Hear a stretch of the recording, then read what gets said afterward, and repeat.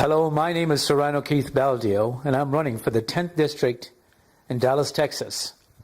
I live in Lake Highlands, and I'd like to thank most of you who signed my petition to get me on the ballot, and now hopefully to get me in City Hall. Today I wanted to speak to the white community. I understand exactly what's happening in Lake Highlands, but I don't think it's fair to vote for a councilman who has a group of people that are on the line of racism or is racist. The reason that I said this is I was confronted by someone, and they asked me, and they said, "Are you running for the 10th district?" And I said, "Yes." And they said, "You don't have my vote." And I was confused, and I said, "Why?" And they said, "Because this is a white, Lake Highlands is white." It didn't say the 10th district. They said Lake Highlands is white, and we want a white councilman. This is the same people that push for Councilman Magoo to vote for a Confederate monument. Not because of his historic value, but because of where it belongs. And he said 2 years ago it was racist, on the lines of racist. He called it oppressive, and then he voted to keep it. Historically, I love history, especially American history. It was sad and heartbroken for me to go back and tell my wife, who happens to be white, what the language is on his side and the people supporting him. But I thank God for the 75% of the white folks who signed my petition. You know who you are, if you remember me and you're looking at this video. 75%. Who don't indulge themselves in any kind of racism or any kind of race baiting or making laws that affects the black community and provoking them into anger and separation and segregation in District 10. We're one community.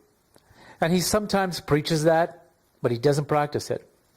See, because when he got here, everything was about Lake Highlands. The investment, the money, the people, where he lived, where he shopped. His office, his recent office he opens up, which is basically a campaign headquarters, is just Lake Highlands. Nothing spreads out into the other parts of the community. There's no investment. There was no voice for the black community. Matter of fact, when the black community was at City Hall crying out that people were getting killed again and all this kind of stuff, he rewarded the government, with the law enforcement, with $60 million. And I asked him to give back $1 million to the black community. The reason you want to balance this is because you want to make sure the representation eases tension. And you got to understand about easing tension. So when I decided to get into this race, I saw two people, and my wife asked me, who do I vote for? I said, none. I would have not voted for the black girl who's not really black. She's not running on that campaign record. She's running on a progressive, left-wing liberal message. And he is running on every time I try to reach him and people try to reach him, we can't get things done. And so I said, I can't allow this guy to just be in the race by himself, and we get worse. We got murders, we got murders, we got businesses closing, we got crime increasing, burglaries, home invasions, breaking into cars. There's been 3,700 reports already this year. It was 3,005 last year. Coming home and seeing your car, waking up, your car broken into. They arrested only 38 people, not 3,700. That's not good. The burglaries, El Phoenix restaurants closing because they were burglarized 6 months ago. The Lake Highlands, this is where most of the white community lives. It's getting worse. There's a crime wave moving in. There's a girl that I met with the housing authority. And she told me, I moved out of Lake Highlands. My friends are moving out because the crime is spreading. It's coming over here. I live just on the CRASP. I live in an HOA. I have a security guy that I help solve the crime here. And I want to make sure that you understand that I understand what you're going through.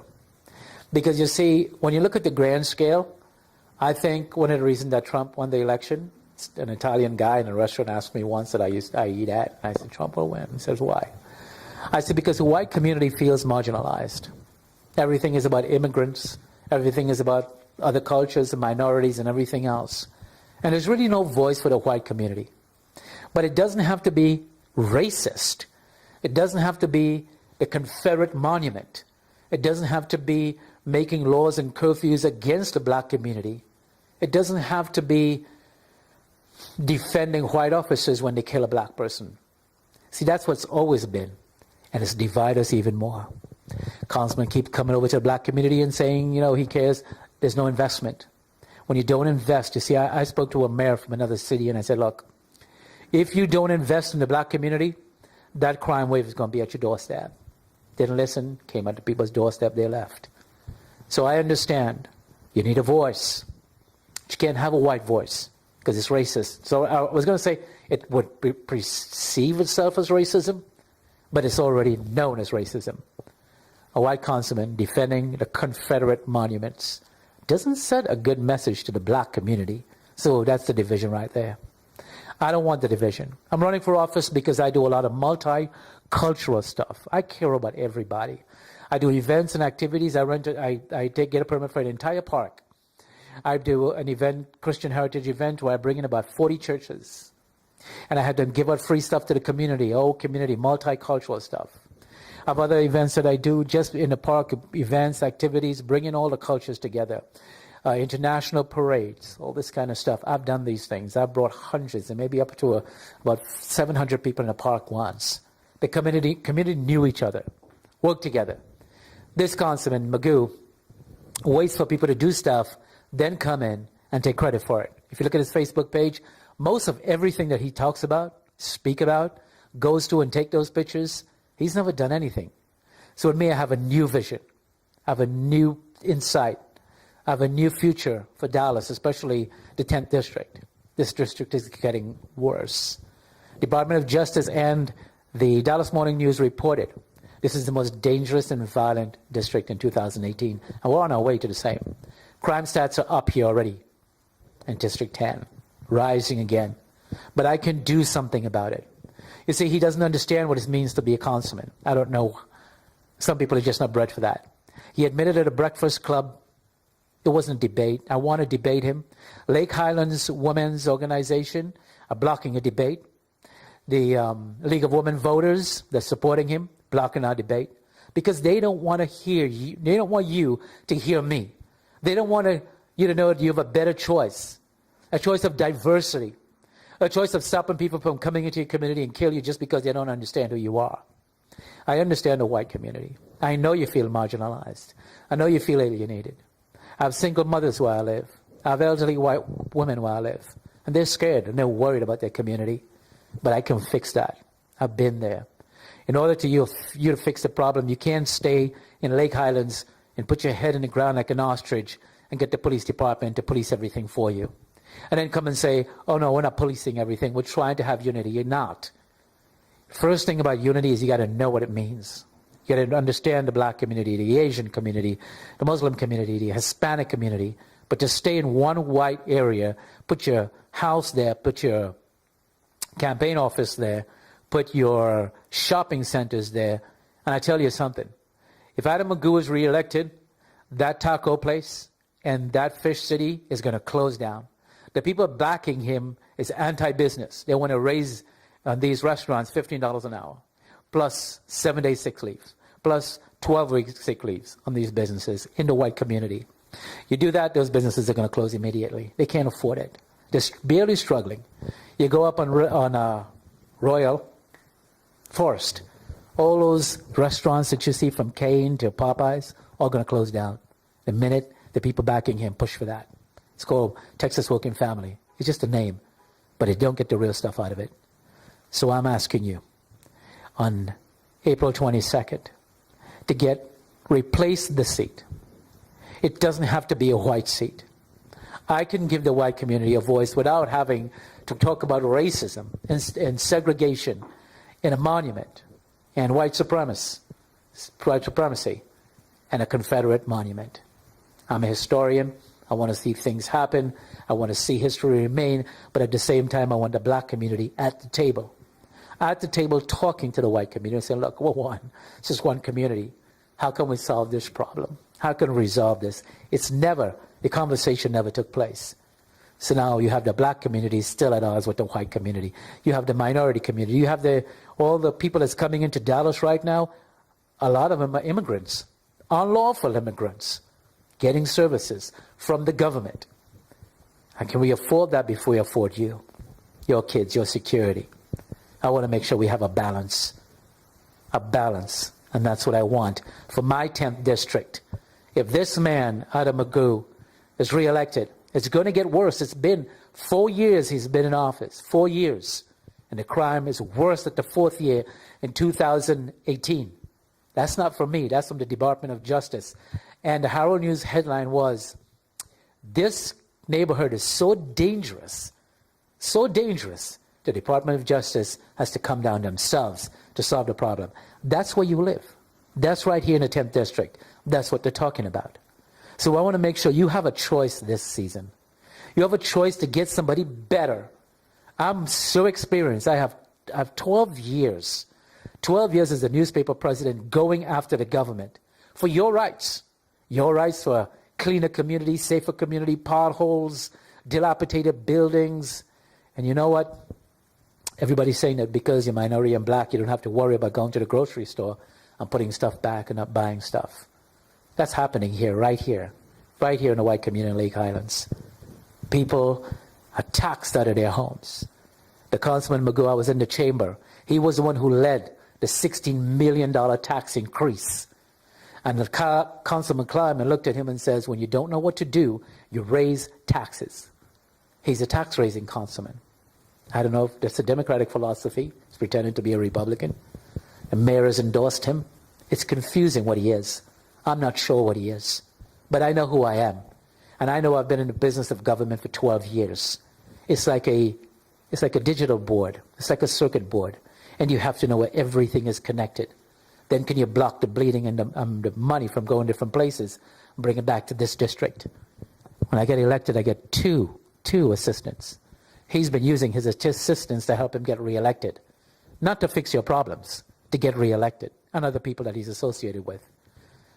We get $10 million in District 10, and you haven't seen it. Asked the police chief if she was going to endorse Councilman Magoo, and she went to me like this. And I said, is there anything better in the 10th district? And she says, just look around you. So look around the 10th district. And if you're happy with the way things are going, then go ahead and vote for him. But I'm asking you, please, I know it's not going that way. My wife is afraid to walk in this community. And it's easier for her to walk in New York City. She's feel more safer there. This is not what I want for you. This is not what I want for your children. This is not what I want for anybody living in District 10. I will be active. I will be on the streets. I'm already on the streets. I have people call me still from the other city that I had a newspaper in. Please come and help us. We know that you're the only one that can take action and help us. You know exactly what to do. In that city, they begged me to run for mayor. I couldn't. I wanted to come to Dallas. All my life, I wanted to live in this city since I was a kid. And I'm here now. But I don't like what I see. I don't like what I see from the community that I live in. The HMO is mostly white. My neighbors are scared. Their taxes just went up again because of Councilman Magoo, not because of the city council. I have another video that's on the site, Sirrano.com. I want you to take a look at it. The mayor is telling him he's not going to endorse his $16 million. Dallas couldn't afford it, and he still did it. He did it because he wanted to buy the votes, buy the support from the police department. Police department get nasty rude with your kid. Don't wait for that to happen. The police department wouldn't endorse me because I already told the union. No, it's not the police department, it's just the union. The police department doesn't get involved in politics, just the union. And I told that union manager, I don't care if the kid is white, black, Hispanic, or Asian. If one of your officers get out of hand and bully that kid because they think they could, I'm not going to take it easy on you. And he didn't like that. He wanted to pick people that can defend the wrong the police officers are doing. Don't think that because you're white, a police officer is not going to have a bad day and go after you or your kid or your family member. But when they do and if they do, I want to be there. So you don't have to worry about a civilians complaint review board. You got to worry about me. I went after brutal officers before, officers that just took it upon themselves to just go after the community. And I went after them. Found out 18 complaints and nothing was done. You don't have to worry about a civilians complaint review board. You just worry about me as a councilman. I can't help you if you stay home on April 22nd. I know the white community. I know what's happening in Dallas. I see the segregation from both sides. I see the marginalization of services that is given to foreign-born people that are not given to white kids and white teenagers, even if they just want a driver's license, some kind of benefit, the learner's permit. So I want to represent you, but not because of the race. I want to represent you because I want to make sure I bring in diversity in this community. That's what I want. Right now I have segregation. Right now I have division with the other candidate, Alexandra, because the people backing her wants that division. They want what they want. I want you to read my article, how they are buying candidates. And I want you to look at my campaign contribution. And just because the Dallas election process goes through a monopoly, I decided I was not going to take money from anybody. I'm going to win. I'm going to win by my faith in Christ. That's how I'm going to win. And by you. It takes your vote. It takes your vote at the polls to come and get somebody clean, new, fresh. That when I have all my events, look, even if I don't win, I'm still going to have all my events and activities in this community. You'll see them. You'll see the parks. I do big events for community. Multicultural parades, multicultural festivals and events in the parks. I see Love Streets. You're going to see that. But you won't, the councilman here, if you re-elect him, or get him re-elected by not voting for me, he's not going to get credit for that. I'm the one place he's not going to get to steal the credit from. You go hug and kiss everybody who does events and everything else. You kiss them and take their credit and say you do it. But it's like God making it rain, and he runs outside with the can and say, hey, look, I watered the plant. That's the councilman you got right now. Me, I don't wait for God to water the plants. I go out and I just water them. God does, he doesn't. That's not my business. My business is you. My business is to protect Lake Highlands and the white community, because when I'm telling you, that crime wave is coming. It's already seeped in. People are breaking into cars, stealing batteries, breaking into homes, theft and robbery and breakaway. If you do door knocker, I get these door knocker things, and I see about 35 crime points that happened in the last week. And this guy want to keep getting reelected with his talking points. Look at your community. Look at what's happening. If you want to see a dollar store, 99-cent store all over the place, then bring him back. I know how to bring in business. I know how to speak to a fleet of business to invest and talk to them on the phone myself. I'm not waiting for somebody else to open up a business. I know how to make a community, an urban community. I know how to metropolitan community. I know how to bring in the investment there. And I want to work for you.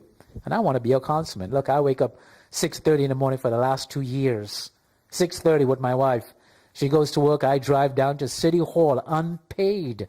And I sit in that council chamber watching everything as I've done for 10 years in another city, 12 years. Watching the ordinances, watching the voting, watching the giveaways, watching the money being given away to all the special interests, from Amazon to $1 billion, getting all millions of dollars worth of corporate welfare when your taxes are going up. It's going to go up again next year. The mayor said it. Magoo was the one who did it. He's going to do it again. But if I'm elected, I'm going to fight to bring in the amendments. The amendments is the fact. He didn't want to do it last year. I called him on that. I called him on the fact that we ordered breakfast, and he says, I don't know what the answer is. I haven't figured it out yet. How do you get this job? One of the most powerful jobs in the city of Dallas, and you haven't figured out a $3.7 billion budget yet. Because this is not his game. He got in there because the mayor wanted him to be in there. And the special interests and all these high prestigious people wanted him to be there. That's why he's there. He's not cut out for this job. But I am. In the political field, I'm like a master. I know all the cons. I know all the liars. I know all the schemes. I know all the giveaways. I've watched it for years, and I've protected communities for years. Now I'm asking you to give me a chance to get in there. So on April 22nd, go to the polls. Don't stay home. Show people this video. Let them give me one chance. 2 years. And look, 2 years is nothing. It comes, it goes. The mayor still stays for 4, 8 years, 6 years senator. It's nothing. Just give me one chance of it. And if I fail, bring him back. Bring anybody else back you want. But just give me a chance to protect your community, keep you safe, and give you a voice when everybody else from across the world and South America is getting everything else, and you're being marginalized and you don't have a voice. I've spoken up for the white community before. but not in a term where people can say it was prejudiced, but where it was love.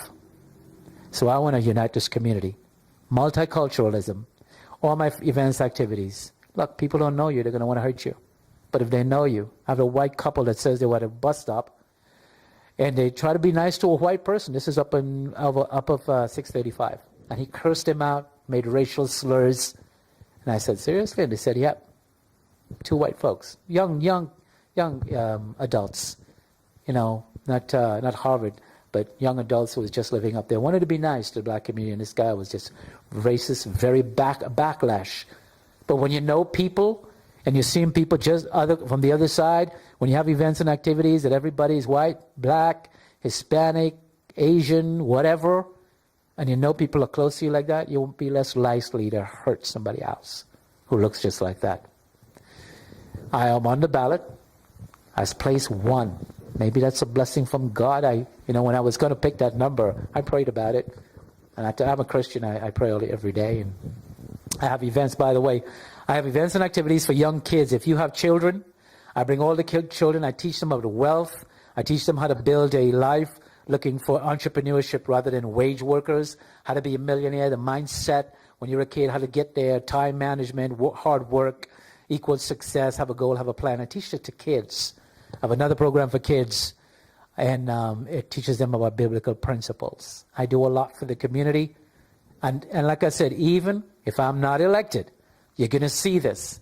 And then you're going to say, I wish you were my councilman. Take a chance now. Don't blow it. Get to the polls. Change the chair. And you're going to be proud to have Sirrano Keith Baldeo as your councilman in District 10. When you call me, I'm going to be there. It's almost like I'm outside your door. My response time on social media, Facebook, is 96%. The other time I'm sleeping. So I'm always going to be connected to you. I'm always have, as the president of a newspaper, anybody can call me. Today they can call me. And I'll say, what happened? Want to get a pothole? What this, that? And another city that I wasn't, they still call me. I said, look, I live in Dallas now. That's where God brought me. It's my new mission. But I can make a phone call in that city and still get things done. I get things done. I fix it. So just give me that chance for the next 2 years, and then you're going to be proud to say, I'm glad that guy's my councilman. Wasn't so sure about the other guy, really didn't do anything, which is the words I'm hearing right now. Goes to a lot of events, take pictures, but he didn't really do anything. So vote for Sirrano. Thanks for watching. April 22nd, and bye for now.